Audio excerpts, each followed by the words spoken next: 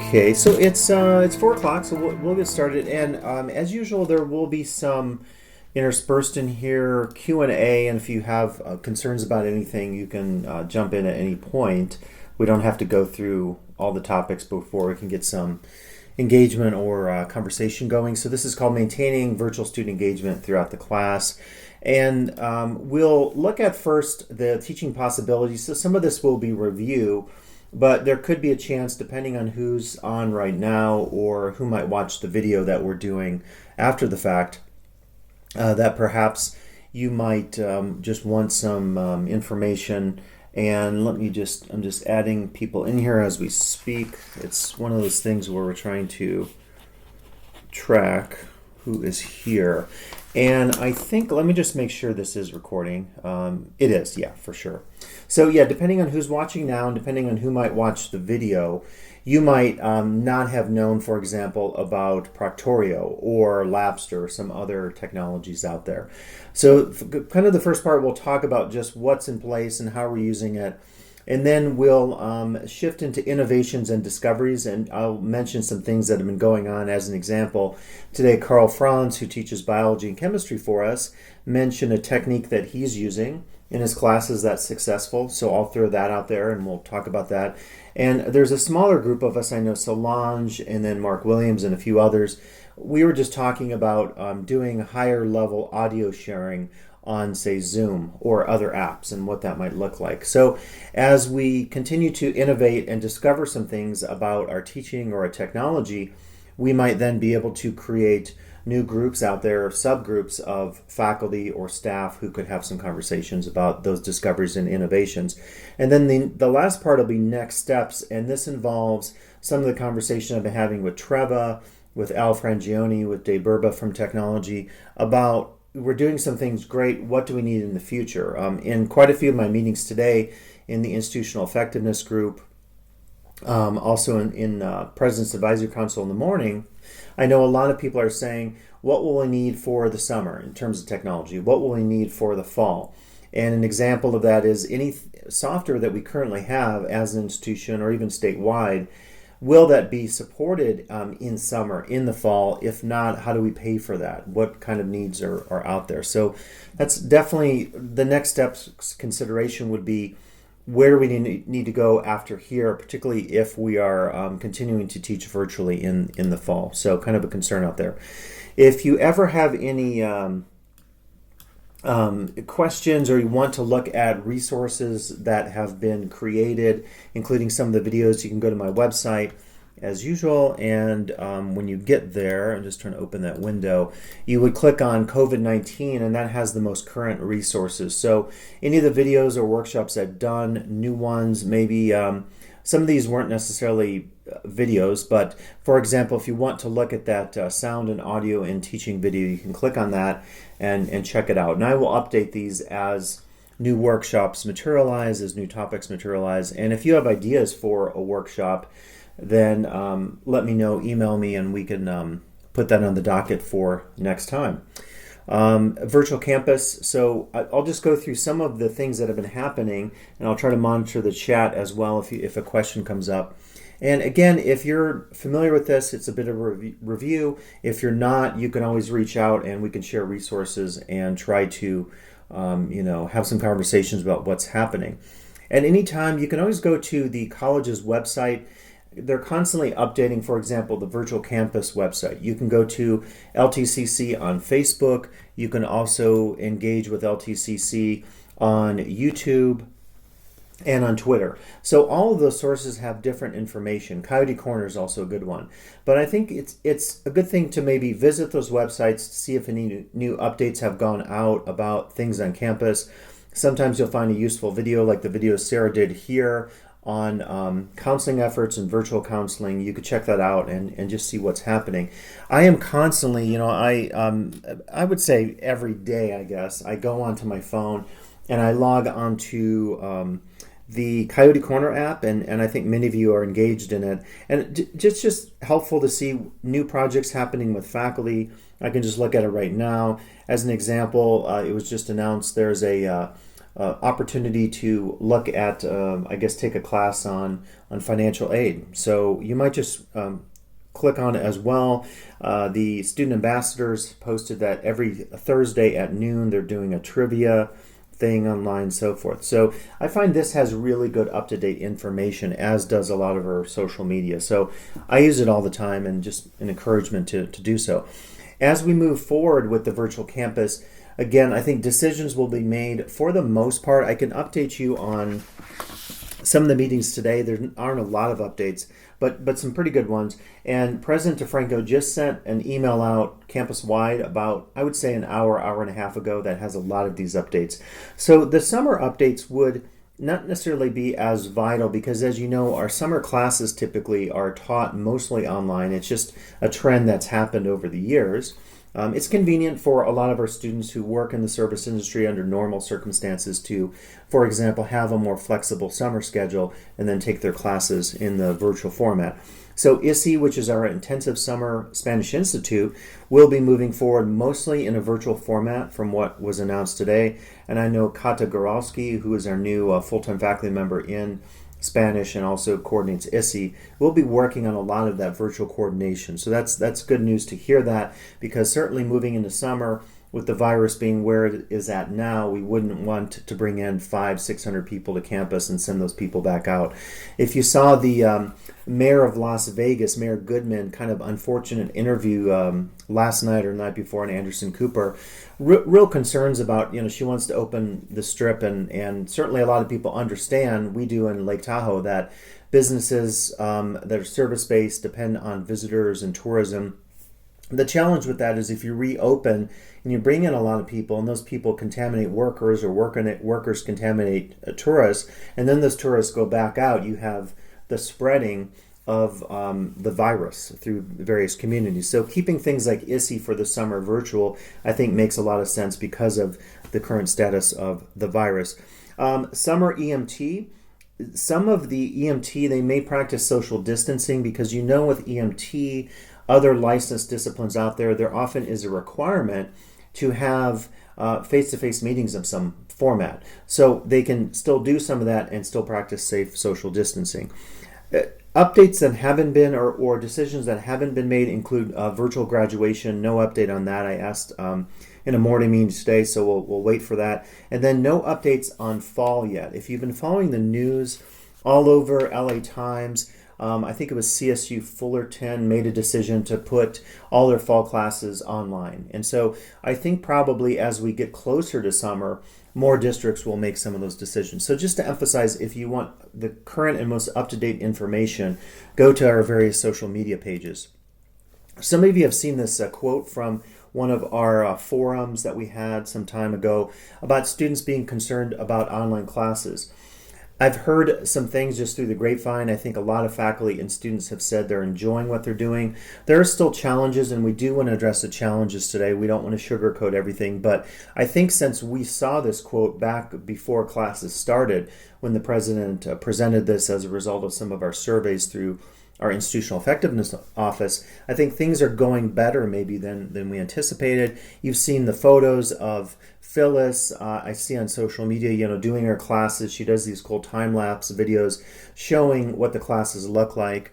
You also saw probably on the virtual campus, they now have an image of Sean Ryland and teaching his chemistry class. And I heard today in the IEC meeting that Sean has been so impressed using Labster, which is the virtual lab technology we'll talk about in a bit here, that he is excited, even if we move back to face-to-face, to offer some of the curriculum through the distance format. So that's pretty exciting. I know Treva for years, and I've been saying, let's at least get our classes ready to go and have that as an opportunity. And maybe down the road, we find an instructor who's really excited or jazzed about teaching virtually, and we can at least have that DE addendum ready to go. So I think this is good news in terms of just getting us up to speed on our DE possibilities for some of the disciplines that hadn't taught in DE before COVID. As we know, we're using Canvas, and we'll continue to have workshops on Canvas. I've been thinking in particular about maybe in the next couple of weeks to do some workshops on talking about more advanced features. maybe you're getting ready as we get closer to weeks 4 or 5, midterms or something like that, we can talk about the gradebook or some other functions in Canvas that you might be interested in. And it's certainly important to check in from time to time. As you have concerns, you can express those to me or Treva, and we can hopefully address some of those issues. There were some messages yesterday, for example, about using Proctorio and some challenges for students. And we're pretty nimble as long as we know what's happening, so we can quickly look into something, get some more information, connect with folks out there. Phyllis was really helpful helping me. She had some issues with some of the Confer Now integration in Zoom, and she got a great response, and I sent that out to the faculty. So those kinds of things really help us, because we discover that if you're having an issue, maybe 10 other faculty are having an issue, and so we can send that out campus-wide. So as issues come up with Canvas, or as issues come up with any of the technology, connect with me, Treva, talk to your instructional deans, your department chairs, and we can hopefully address some of those issues. As I mentioned earlier, when I was saying to Solange, just as we logged on here, that Zoom is doing a new update. I posted from The Guardian. If you're interested, you could check out in the link there this article that is talking about the updates to Zoom. Just today, I updated my Zoom to 4.6.12, I think it was. But the 5.0 is coming out, and that one has even more security features in there. We already have, of course, the security button, but according to this, they're adding some new updates that will take it even further. A lot of stuff with encryption, which for me, not being a computer programmer, is above my pay grade, so to speak. But it does look like it's going to, the bottom line is prevent a lot of these hijacking situations from happening. Since I had that unfortunate incident that Solange was a part of a couple weeks ago, I haven't had any issues. Knock on wood. I think we're getting better and better with Zoom. There is, I'll share it with you later, there's an interesting article I found on social media about Zoom. The article concludes that because we're using a lot of Zoom, even though it's convenient, sometimes some of those aspects of face-to-face communication with eye contact, even having three-dimensional space in an actual physical setting, you lose some of those forms of communication. Oh, the word I was looking for was fatigue. It's called Zoom fatigue. So too much Zooming, too much video conferencing can affect you. If you don't get up out of your chair enough, your back gets sore, you start to get eye strain. Carpal tunnel, I don't know about you. I don't do a lot of typing when I'm Zooming, but there are issues out there, and I'm seeing more and more faculty are posting these issues on social media, and then a lot of, the Chronicle of Higher Ed and Inside Higher Ed are posting articles about this, because as we go into 2-3 weeks of instruction, depending on when we started, semester versus quarter, we're discovering a lot of these issues over time just because we're becoming more and more experienced with them. So you also know we have virtual counseling available. Treva and Melanie, our Director of Library and Media Services, gave a really good overview this morning to the President's Advisory Council. And so virtual counseling through Cranium Cafe is a really effective way to reach out to students, to reach out to staff, to have conversations via virtual settings that are, again, possible in Zoom. Cranium Cafe has a little bit different interface, and I was interested to see it. If you're not a student services faculty member, you don't have access to this, but it's kind of interesting to see how this works. And Melanie with Kimber did a pilot of this morning, and it was kind of cool just to see them working through an issue. You can share a document in real time on screen. If a student needed to sign something, you could actually sign it virtually, so it was pretty cool.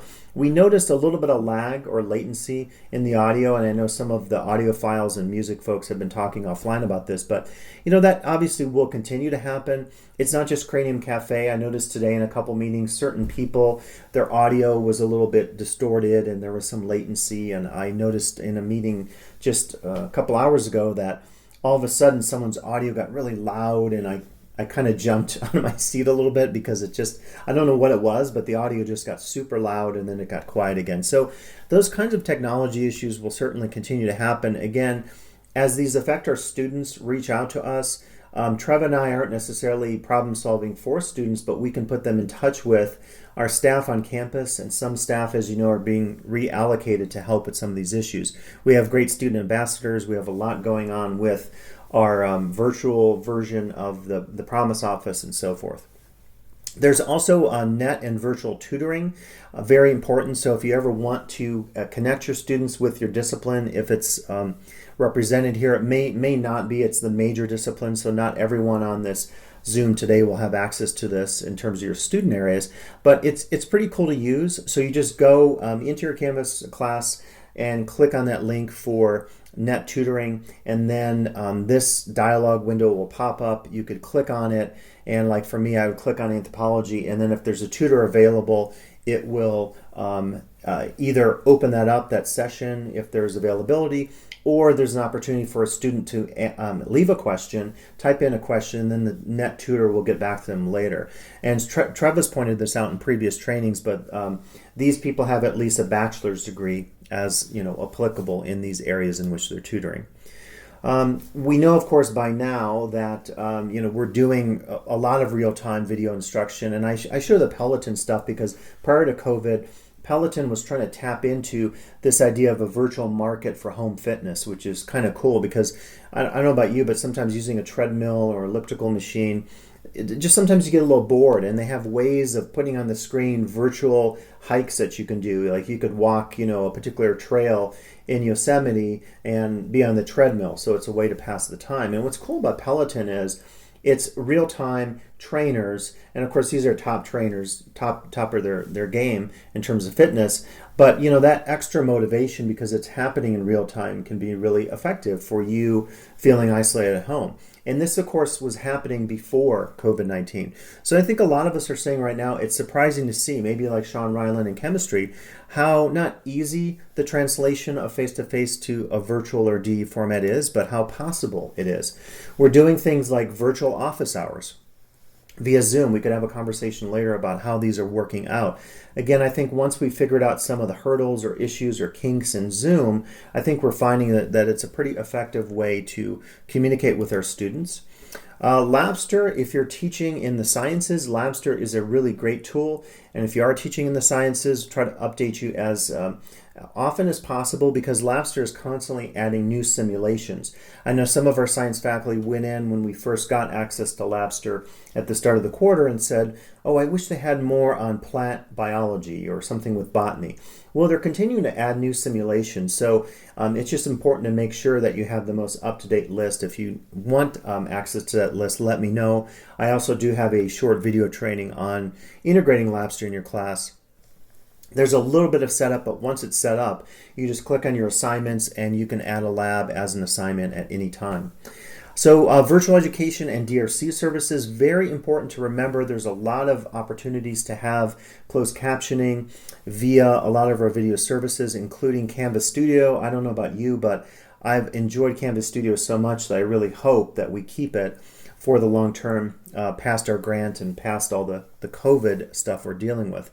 So it's important just to remember that we need to maintain a focus on disability resource issues, disability issues, learning access issues for all of our students. I just saw an article today, I didn't share it in this PowerPoint, but the concern is that if more schools move to mostly DE and fall, there's still lingering concerns that not all of our technologies are up to date in terms of captioning or other issues out there that could relate to students with disabilities. I want to thank again Treva and Kelly presenting Teaching Talk number 14. There's a video of that available on the website.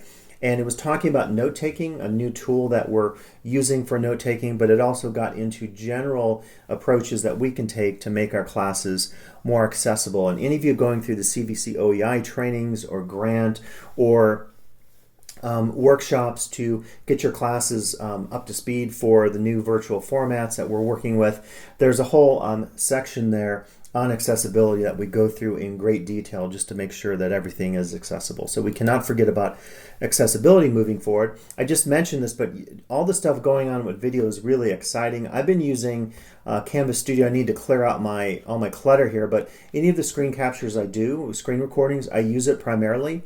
I use an audio recorder in addition to the audio on Canvas Studio. There's just a little, for me, compression kind of issue going on there with the audio. But what I do is when I'm done, I download, after my screen capture is complete, I download the video. In my video program, sync the audio and the video, and I have, I think, a pretty good video tutorial video. So I've really enjoyed what we've been able to accomplish with Canvas Studio. So great opportunities continuing with that. This is something I haven't done in classes, but if you're interested, you can actually create a video quiz. So once you create a video, which could be a tutorial video of some sort, you can go into Canvas Studio and very easily create a quiz. And what's cool about this is you could choose points in the video where a question will pop up, or you could not identify those points. And so the idea behind this is if you identify the points, at 4 minutes into the video, a question comes up. The students have to answer a multiple choice question or a true false, whatever. But if you want to encourage your students to watch the videos all the way through, you can actually hide those index points in the video such that the student has to watch the whole video. I know in the old days, Larry Green said he would put in code words or something like that. Oh, excellent. Yeah, Trevor just put in, just on chat here, there's a self-enrollment link to enroll in a training on creating accessible content. So check that out and enroll in that. That's a great opportunity. But as I said, Larry in the old days was having like code words or something that students would have to mention to show that they watched the whole video. Well, in a sense, you don't have to do that anymore. You could create the video and then the students would have to watch it, and then the questions will pop up at points that they don't know. So it's more of an encouragement to get students to interact with video, because I think we live in a world now where with TikTok we expect everything to be 30-second or 1-minute clips. That's not always possible if you're doing a tutorial. It depends on the tutorial, the software, the issues, but a lot of videos are longer, and sometimes students or even we don't want to sit through those long videos. This might encourage a little bit more of that. So Canvas Studio, in addition to being a repository, a technology to do screen shares and webcam camera captures, you can also do video quizzes, which I think is a pretty cool feature. If any of you involved yet in virtual proctoring, we do have access to what's called Proctorio. There were some messages between me, Trevor, and Larry recently with the math department trying to use it, and I think it's working so far. There have been a few glitches with student computers, and I just was in a meeting today with the President's Advisory Council where the President said we're trying to roll out more one-on-one assistance for faculty and students that could be not specific to Proctorio or something like this. We have contact people that we're trying to set up for this, and I believe Ali Bissonette, our Dean of Instruction, will talk about this at the Senate meeting tomorrow, on Friday. Tomorrow's Senate meeting, by the way, has a packed agenda, so it might be good to attend if you're interested on some current updates, because I know a lot is on the agenda. But I believe we'll identify the big picture contact people for all of our various technologies, Proctorio, Zoom, Canvas, and so forth.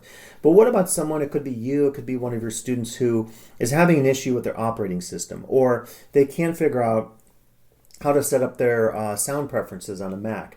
We're hoping we'll have some individuals that, we still have to define what the interface would be, but you could contact those people, or your students could contact those people and get some immediate help, maybe like in an office hours format, like we saw with Cranium Cafe, perhaps. So more to come on that, but I've heard some good things about video or virtual proctoring that our faculty are using. The next part of this gets into emotional support services, and there would be two audiences, faculty and students. And of course, students are our primary focus, but as this article talks about here, a lot of people had reluctance, students and faculty, going into the COVID era of virtual teaching and virtual learning. We've tried to maintain as much as possible our services in a virtual format. So if you have students who have food or housing insecurity, I know there are still spaces, our dorm is still open and available on near Ski Run Boulevard in South Lake Tahoe. But if you know of students in South Shore area who have food insecurity issues, please connect them with the Equity Office with Laura Salinas and her staff, and we have a procedure for students to come to campus and safely get a bag of groceries if they're unable to afford groceries. So please reach out or connect with those folks on campus to help with any of those needs. We still always, of course, are concerned about technology and access issues with our students. I think we've been very proactive.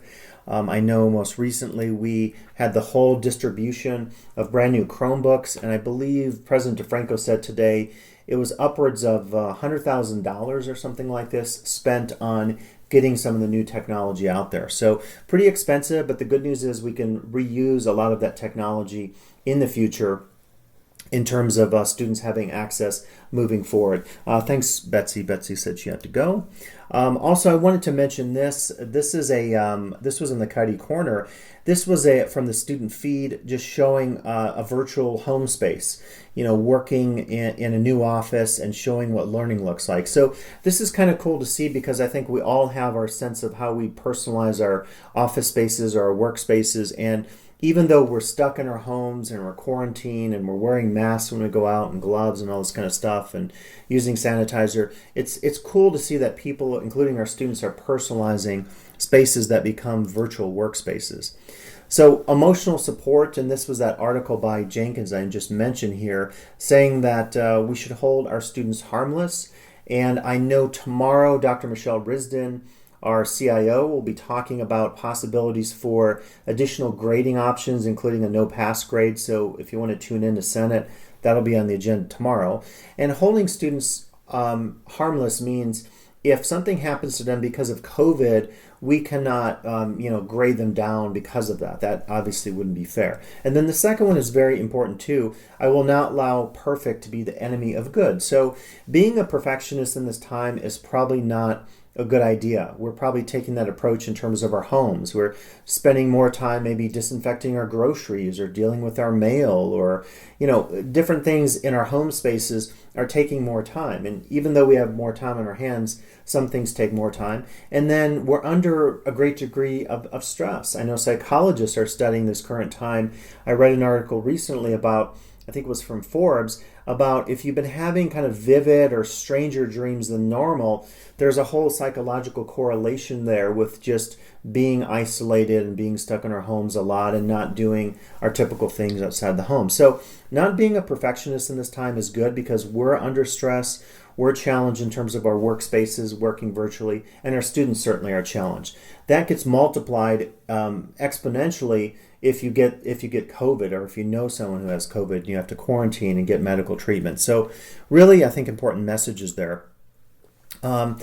As we continue to roll out more virtual services, as you think of ideas for virtual services, just important to make sure that students have access to the hotline, to the virtual campus to send in a concern or a question that they might have. Leslie's saying here, nightmares have been revolving around Zoom. I definitely think that's true. I had some weird, I don't think I had a Zoom bad dream, but I had some strange bad dreams, and I thought maybe it's because of Zoom, using Zoom too much or getting Zoom bombed. So definitely can happen. But to connect with our students, just make sure they have access to all the current information on the virtual campus. Emotional support for faculty. Again, trainings like these, teaching talks on Tuesdays have become less structured. I was doing those very structured on a topic, but now it's just drop in, connect with your fellow faculty, have a conversation. What's going on in your classes? What are your concerns? Tell us a good story about something that happened in your class. Tell us a horror story. It's kind of shop talk to go back to maybe some of our experiences outside of academia, right? Where you would tell war stories. When I used to work in the theme park industry, employees on our breaks at lunch and stuff, we would always tell war stories about dealing with the difficult guests at the theme park. And certainly we can use that opportunity, since it's just faculty and staff on the Tuesday teaching talks, to tell some of those stories and share some ideas and just partake in some emotional support for ourselves. We're doing continued workshops, as you know. Again, as topics come up that you think of, let us know. Trev and I are doing a lot of one-on-one training, and it's very touch and go. An issue pops up, we try to address it. And again, if we start to see that issue is affecting multiple faculty, then we maybe say, let's do a training, or let's do a campus communication. Or Trev, I know, sent out a lot of updates on Canvas that should have popped up on there were 3 recent announcements in Canvas. So opportunities there that if something comes up and we sort of say that's affecting more than one faculty member, we can hopefully get that information out to you. Here we go. This Leslie like this. Your nightmares in Zoom. This is the one I found today. Zoom fatigue. Teaching Zoom classes depletes our energy argues Susan Bloom, because video conferencing is not nearly a replication of face-to-face interaction, but not quite. And you could look this up. She goes through all the issues related by it. Our president, or related to Zoom and its use. Our president today was saying that he was in interviews for our new administrative position. I think it was the last couple of days, and he said, after a while, you just feel so fatigued by talking on Zoom, and sometimes, you discover that it's just maybe more energy. It's taking more energy out of you than a face-to-face meeting might be. So it's kind of interesting to put some of that in perspective, and again, maybe develop some opportunities to share stories about how to make it better and so forth. Does anyone have one? Can you, anyone want to admit how Zoom is affecting you, and do you have or a strategy to make Zoom less taxing on your brain or on your psyche or whatever? Any ideas to share on that or examples? Well, my students are becoming classroom savvy. I asked them about their other classes, and most of their other classes are just strictly online, where I'm a classroom class where we meet every Monday, Wednesday, 3:00 on Zoom. And they're not quite used to that, and they're starting to get used to that, and they're actually starting to like the idea of having an instructor in their face twice a week. Yeah. So there are advantages to having a classroom online. Mm-hmm. Yeah, and I think in the past, we've underused it. I think some people did. I know Larry Green did a lot of Zoom sessions, but some of us were always concerned about that synchronous versus asynchronous issue, because even though a student was taking a class at a certain time, with this COVID situation, what if their work schedule changed? And a lot of people are out of work, unfortunately. But I think going forward, the consideration is how much flexibility do we allow for our DE students? Because in the past, we've said that really helps us with our enrollments, and it might even help us with student learning because the student feels like they can complete the work at their own time given the schedule of the class. But that would be a good conversation to have in the future. And if we continue to have this distinction of Eve, which I think maybe needs to get defined a little bit more, but if Eve means that students will have a real-time Zoom like you're talking about because it's really a great point of connection, then I think we have to talk about instituting that, but making sure it doesn't affect some of that flexibility for students who don't necessarily have the time to do that virtual communication. So, yeah. I did ask my students if it was a problem meeting twice a week at Monday, Wednesday, 3:00. Is that a problem? Would you want to create a different schedule? And they've all acclimated to knowing they have school Monday, Wednesday, so they've adjusted their other classes to do their studies on Monday, Wednesdays. So it actually worked out. Mm-hmm. Great. Yeah. Trevor? Yeah, I was just going to say, just that traditional, what was considered online and what's defined by, the accreditation, the Department of Ed, that kind of thing. So they've already started changing some of the guidelines that are coming. Should be coming out pretty soon from the chancellors because they've talked about what do you do with a class that, it's been promoted, it's been in the schedule as completely online. And so you're a student that lives out, maybe you have good internet. So you live out far from, kind of the hustle and bustle of a place. And then what about when the instructors require, physically proctored exams? Right. So, and they've been allowed to do that, so they're really working on more of this kind of truth in advertising. So they're kind of coming up with some new acronyms and stuff to say that, yes, so it's clearly listed in the schedule that it's a course that is online, but it does require you to find face-to-face proctoring in the past. Who knows the Proctorio, but so I think this Eve thing, we've had that reprieve this quarter. We have these online classes requiring attendance. But if you really look at the definitions of what online is, so as we move forward, we just have, I think locally come up with something and we clearly advertise it, hybrid courses. Tom's taught hybrid courses for several, years now with his class. And so it's been where he met on campus. Well, now kind of with the Eve ideas that hybrid used to mean it was in the D123 lab. Well, guess what? Hybrid now means sitting in your Zoom session with your students. So that's I think where we'll be able to definitely move forward with it. That's really good. Yeah. And I think, the good news is we kind of have the tools. We're familiar with them. Again, we haven't perfected the tools, and as we'll end on today, we'll add to the toolkit. But the good news is we're familiar with them. And as Solange is getting at, over time, more and more students become familiar with it. And then maybe we see even at, post-COVID, whatever that looks like, if we're back face-to-face, maybe some students and faculty will choose to go more DE or EVE or whatever we're calling it, because maybe the idea is that, we become really good at it and we like a lot of aspects of it. So this is something I'll share in Senate tomorrow, but I was sending this around because I was having conversation with Treva and Al in one of the teaching talks, and Solange is there as well, about technology and learning. And so I try to piece this together as a way of combining sort of recollection of issues that have come up in some of these trainings, and then also just conversations with some of the stakeholders on campus.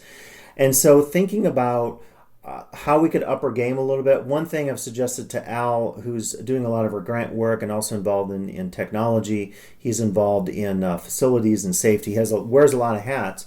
I mentioned to him this idea of maybe doing a technology inventory, because I discovered in the session, Solange was present for that, on sound and audio, that the user experience is so different. You have some people that are very high level. Solange is doing, mixing for films, and we had Jason Beaton who teaches, classes on audio mixing. And then we have other people who maybe are more beginning level. It's like me with skiing. I'm not a great downhill skier, so many of you are up here and I'm down there. And for me, it's kind of flipped with like audio and video stuff. So because it has so many different levels, or because we have so many different levels of use, it's sometimes hard to create trainings that are going to meet all those uses. Likewise, we have people using Mac versus PC or iPhone versus Android. So we were talking about whether we could create a spreadsheet that could identify for every faculty member teaching a given quarter all of those issues. And then we could just filter very easily through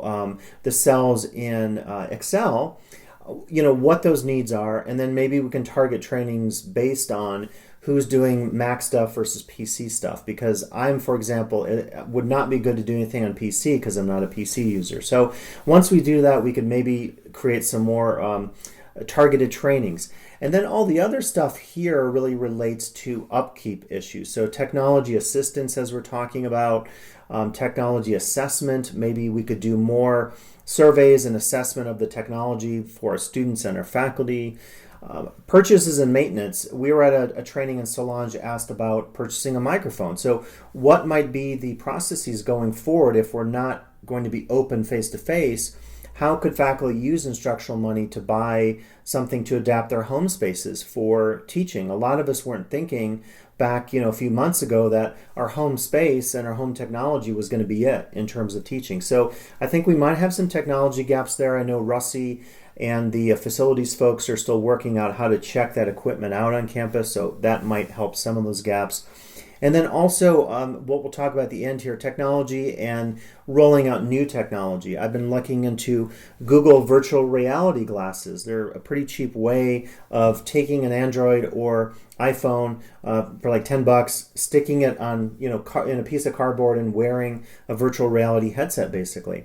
Again, the issue there for a student is if they don't have a cell phone, they would be locked out of that opportunity. So I think we have a challenge there in doing assessments, and maybe we could also do some more of that pre-inventory technology assessment of our students. So I won't say much about that, but I'll mention that tomorrow in Senate. So again, future technology, as you're teaching and you discover something that might work for you in your discipline or might work for a lot of faculty, like Kata for a while was talking about the Marco Polo app that they like to use in world languages, get the word out and mention that, because maybe in the future, if we continue to do this, we might find some cool apps or simulations that allow students, again, if they have access to a phone, to very cheaply have a virtual reality experience. And so it's one thing I'm particularly interested in exploring in the future, just through some of my roles on campus.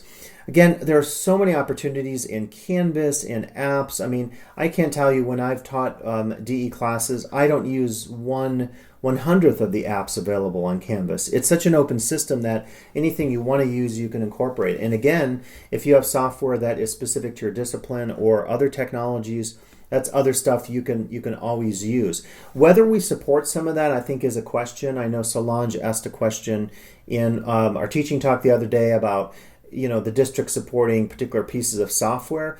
In the past, I know software has been supported based on what was installed on the computers, so like Microsoft Office Suite, or in the past Photoshop maybe. But if you have software you're using and it's not supported, we probably need to have a conversation about how do you get help on that, and if your students need help, how do they get help to work with that software. A lot of other virtual services. So in addition to things we're talking about with the virtual campus, we're continuing to add services as we figure things out and so forth. I was showing this here, tips for holding your institution's commencement ceremony virtually. I know we haven't decided on this or not, but a lot of institutions have said they will be doing virtual commencement. So I think we'll have some conversations about that very issue and just what that might look like, given the fact that it maybe takes a little bit of that celebration away from walking across a stage, moving it to a virtual format. So I wanted to mention a couple faculty innovation ideas, and then we'll jump into Q&A and comments here. But Carl Franz just sent this to me, and he said, one strategy I wanted to pass on to you is the use of journal clubs. They're like book clubs, only students take turns selecting peer-reviewed science articles from reputable sources. We distribute PDFs of the papers to the class, allowing some time to read. Then we meet up via Zoom to discuss and critique the papers. This has been good so far at bringing in the students who don't normally sign into my Zoom meetings otherwise. So this might be an interesting technique, and I think Dr. J.D. Dirk in Poli-Sci and History does this as well, where students will read a peer-reviewed article, and then using either groups in Canvas or the group function, if you will, in rooms. If you go to breakout rooms on your More screen as a host in Zoom, either of those functions, either groups in Canvas or the grouping feature in Zoom, would allow you to do some of this if you wanted to break students into smaller groups. So I thought that was kind of a cool idea to think about. And the other one I mentioned earlier is I shared this with Solange, Mark Williams, Jason Beaton, Eric Hellberg, who teaches music, some of the audio files. And Eric Hellberg has been doing, as a drummer, some playing with musicians. And I was interested in myself in some of my side projects in maybe looking at this. The concern always is that if you're trying to do video and audio live and you want really good quality audio, you have an issue of what's called latency, so there's a lag. It actually happens in Zoom, so I'm talking right now and my mouth is not completely synced with the audio. So if you're a musician or a sound engineer and you're trying to do some of this, that can become really challenging because you maybe need close to real time sound or music being played. So I shared this video out because someone was talking about a way of going into Zoom in your preferences and doing a more advanced use of sound or audio. So stuff like that, as we discover communities of interest or something like this among faculty or staff, we could maybe share some of those tips and create some side groups and do some Zoom sessions. And some of it might be more of a hobby or a vocation. Some of it could be directly related to your classes. So I wanted to shift now just to sharing some of your success stories. What are your concerns with technology that still exists that maybe we could make some mental or real notes to take forward to future trainings? And what for you would be some next steps in terms of technology, in terms of EVE or enhanced virtual education? So any of those that you want to maybe comment on or throw out, examples, concerns? Solange? I have an app that I just found that can turn your iPhone into a movie camera. Mm-hmm. How would I be able to have my students have access to that app? Is that something that I can consult about or talk to someone about, or it's like a $15 app? What I would say is definitely email Brad, your dean, about it. He has... it seems like a pot of money. I don't know how he finds this money. It's world of work money. I don't know how that money can be used, but I think Brad has some creative ways maybe to find pots of money out there that maybe could be used. So I would reach out to him.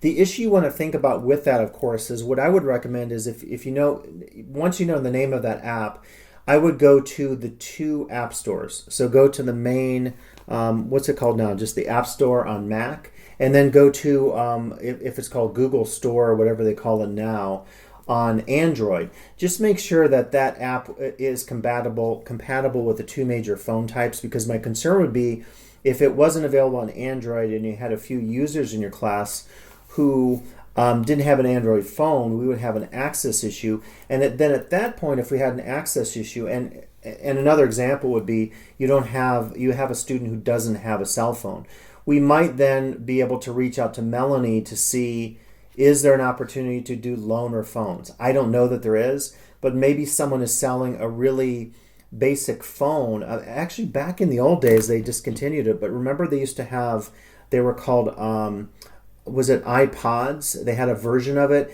It looked like a phone, but it didn't do the cellular service. It just basically did apps, camera, and music.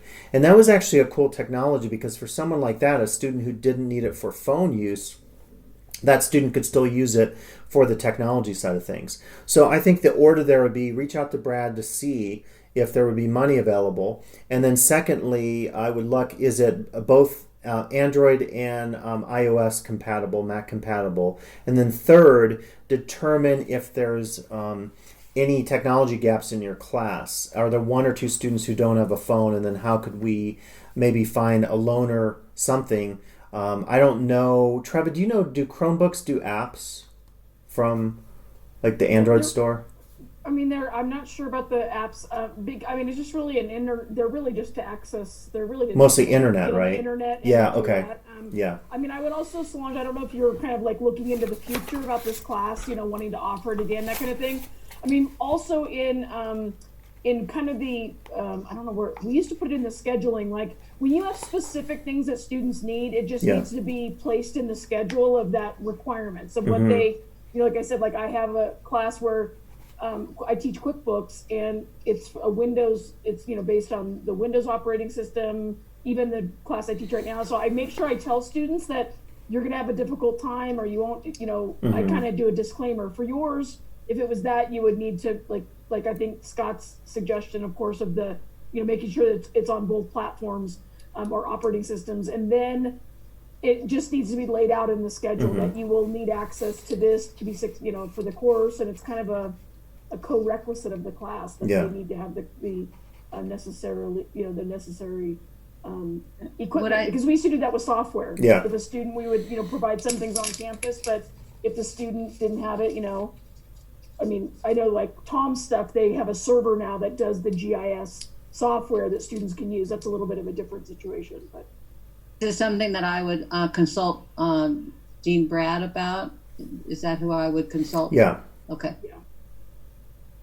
Yeah, that's a really good question. I think anything like that, as I said, I'm excited about using phones for VR and augmented reality, but my concern is if there are students in the future who don't have a phone, we have to, we cannot really, in good conscience, require something if there's a technology gap there or an equity gap in terms of socioeconomic status. So, but that's the kind of thing that maybe the longer we move forward with this, if as Trev is saying, if a Chromebook doesn't do that, then maybe we have to look into purchasing some other technology, particularly if we know that a number of faculty are starting to use phone-based apps for some of their trainings. I mean, I know with Marco Polo, that's another one where I think you'd have to make sure that every student had a phone to use Marco Polo, unless there's a way to use it on a laptop as well.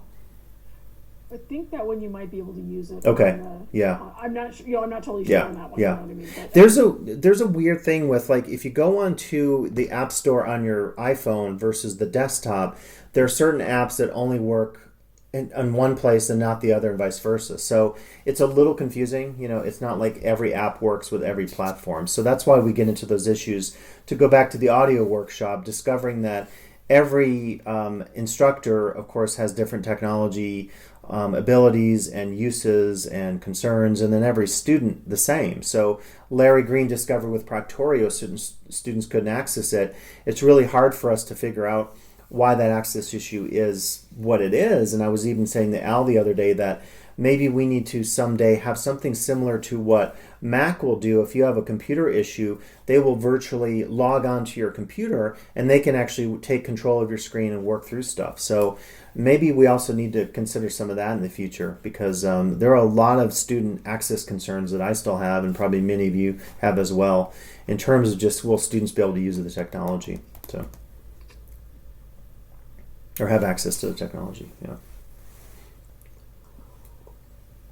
Well, would that be remote when you would work on your students' their laptops?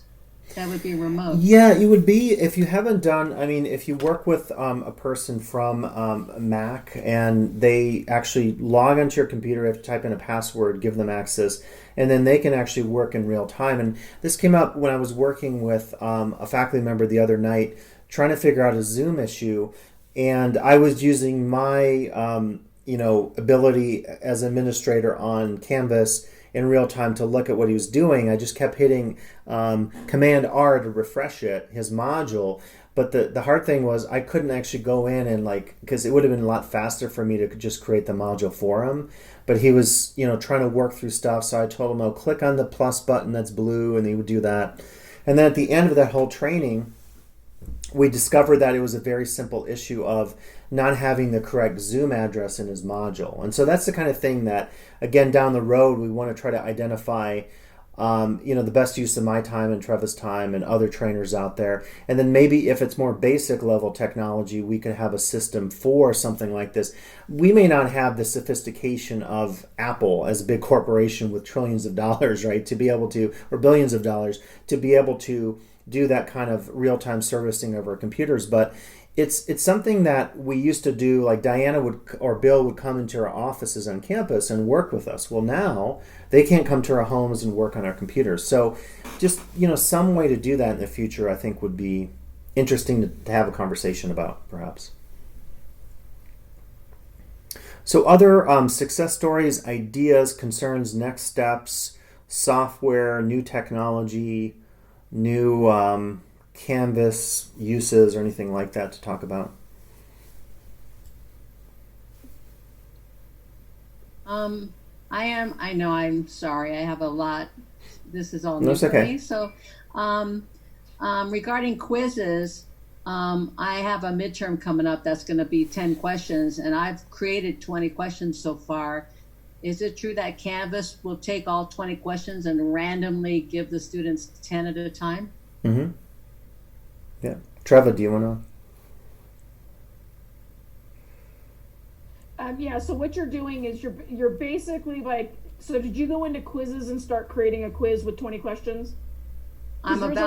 Yes. Okay. Because and I've had other faculty do this where you kind of, it's okay if you'll be kind of working in a full circle. You'll be able to, it's right now it's kind of an unnamed bank. It's creating right now. You don't realize that then once you have the bank created, then it's almost like you take those questions off your quiz or go and make a second one that's the real final midterm, and you add the group, and you add that group. You say, I want to create a group of questions from my bank that has 20 questions. I only want to select 10.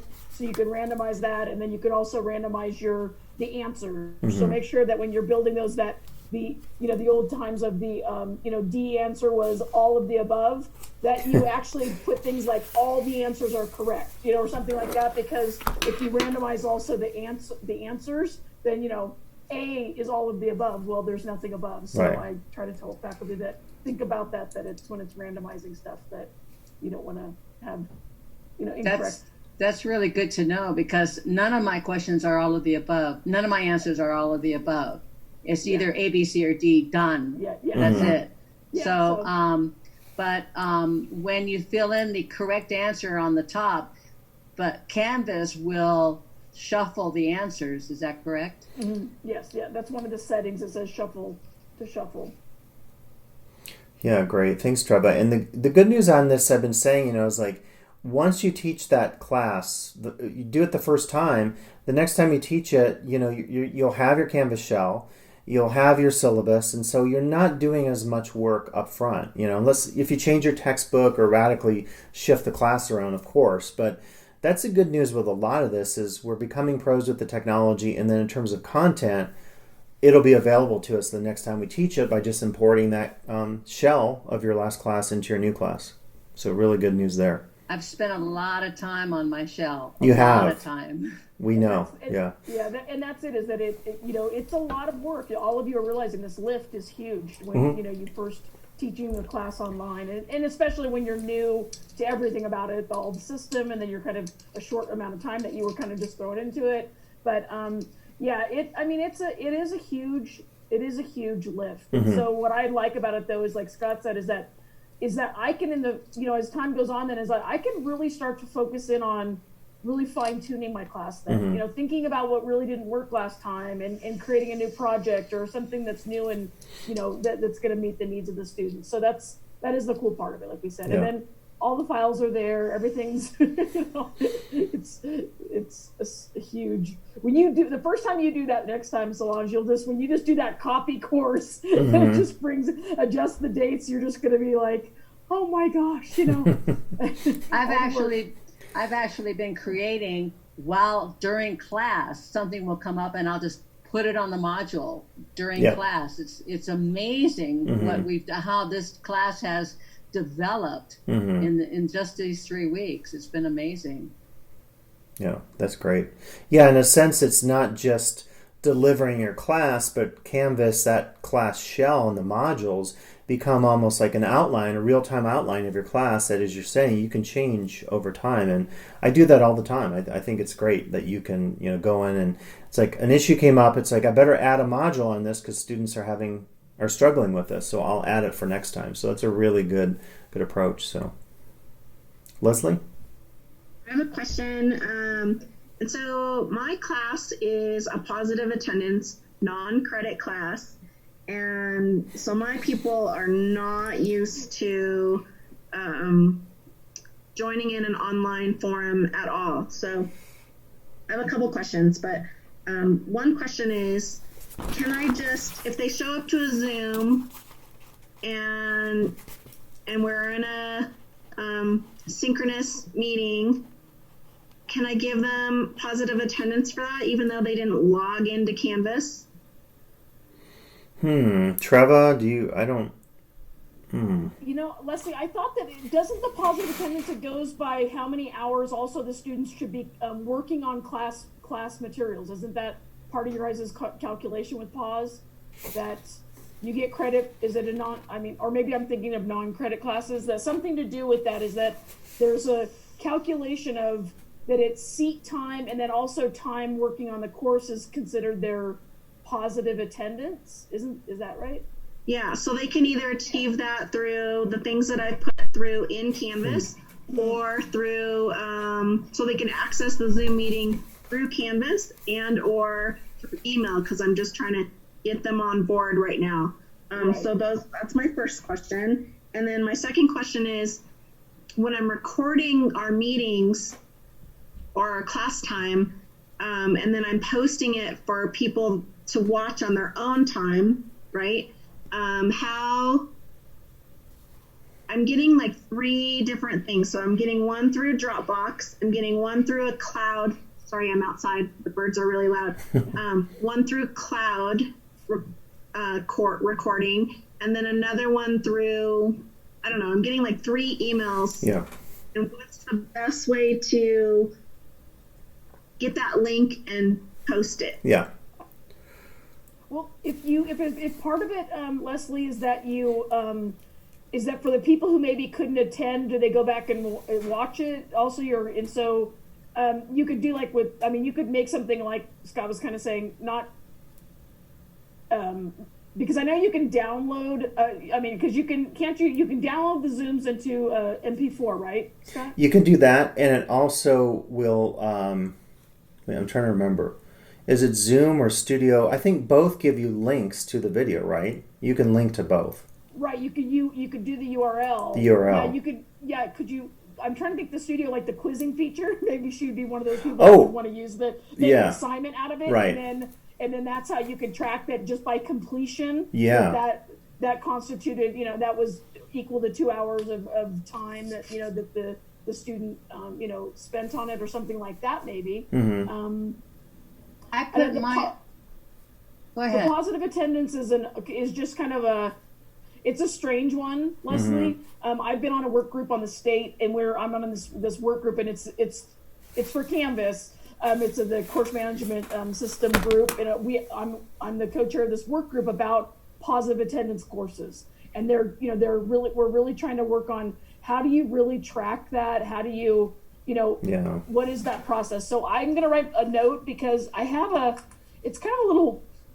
I want to say it was just a way that I think it was Santa Barbara City College, I think, how they deal with tracking their positive attendance so that they have a record and turning it in. So it's something that they've been doing. We're trying to use some of those colleges that are doing this to see how they've been actually kind of working around Canvas. Because it's, again, the time in class, if you go and look at total activity for a student, it's not going to help on your pause because that means that they were in Canvas, like turning stuff in and viewing pages, and it's logging that time. But if they're outside of Canvas, what do you do with that? So Yeah. I'll make a note to just send you this document I have, and then, like I said, maybe using, like I said, an assignment or something to verify that.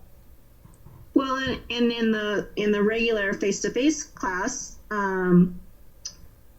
that's how I would do it. Is I had a sign in and out sheet, and I'm manually creating that to send to one stop at the end, to prove my hours and who was there on what day and a spreadsheet.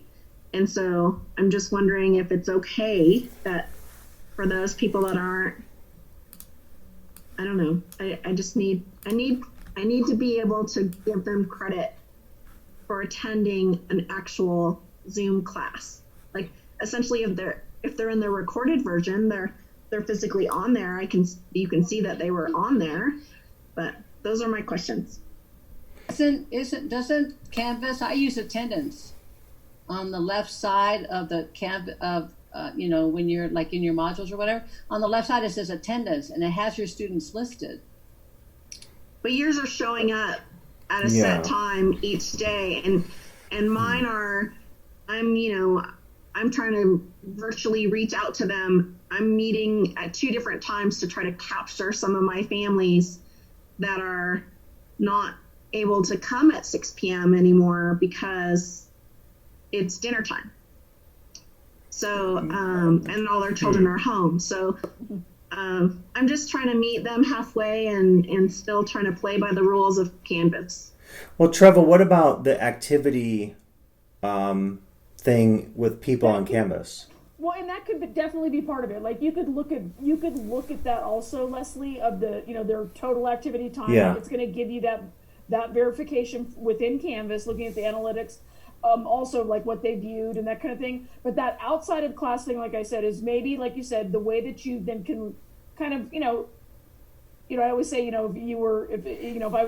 I'm sitting and I'm supposed to be testifying that, why did I do something and the intent and the best way that I did it, I could say, oh, I had an assignment where the assignment was to watch that. They answered 5 questions, and that was equivalent to. It wouldn't just be like, oh, well, I took their word. You're trying to put something structured in place so that it will, it would validate that. And like I said, and it also could just be that you have that's equivalent to that, so much time or something, maybe, I don't know. So I think just having that backup and having those, some kind of something where it kind of goes into the grade book in Canvas, where even if you put it in there as complete, incomplete, if they turned in the assignment, it's a complete, you don't have to have it worth points, or maybe it's worth points, but you can select the grading or what they submit, how does it display? It's either a check mark that yes, they completed it, it's an X that no, they didn't. So,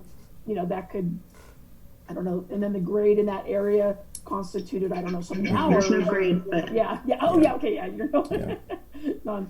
those, so maybe that would work. Yeah. Can I Okay. ask you, Leslie, when you're talking about your recording your classes. My classes are recorded on the cloud.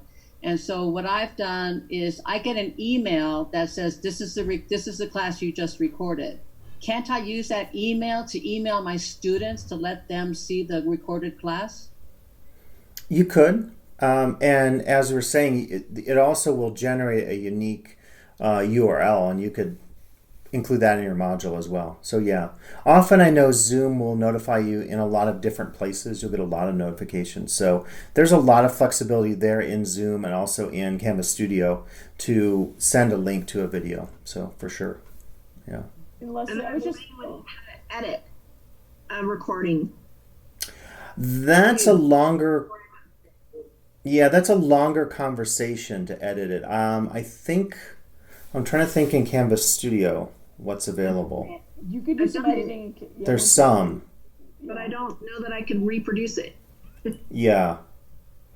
It's kind of a longer conversation. So what I've been saying on a lot of the videos is don't assume that it has to be perfect, kind of thing, that you have to get everything out if you make a mistake or whatever. I think users or viewers are pretty forgiving, because when you get into editing and doing like what I do in Final Cut, it's pretty involved, and I've spent years learning that program. So YouTube does actually some pretty decent stuff. If you ever get into YouTube, I know the library just launched a YouTube site. YouTube actually has stock audio clips. You can do cool titles, transitions. It's actually kind of maybe the easiest of the bunch that I've seen. But again, you just have to decide if you want to commit to having a YouTube page and having all that with it. So it's kind of a decision there. And Leslie, like you said, the editing and that kind of thing, if it's your Zoom meeting that was 2 hours, it didn't go over 2 hours, right? Now, if you went in and edited everything and took out the, when you couldn't get something to work correctly or you were loading something, then all of a sudden the students who go watch the video, now they've only had an hour and a half of class time. So I wouldn't, to Right. be honest. That's good. Yeah. I would just say, Leave it. It was a 2-hour class, and now the people who viewed the video, it was a 2-hour class, and then you're not going to be trying to decipher, was it 2 or 140? I don't know if you have to do that, get down to that. Really good point, yeah. I don't know. Okay, well, maybe let's call it there. I know it's about dinner time. I'm getting hungry. I need to go make some food. So thank you all for attending. And next Tuesday, again, if you want to attend 12 to 1, teaching talk, kind of emotional support, and bring your ideas and thoughts and questions. So appreciate all your participation today.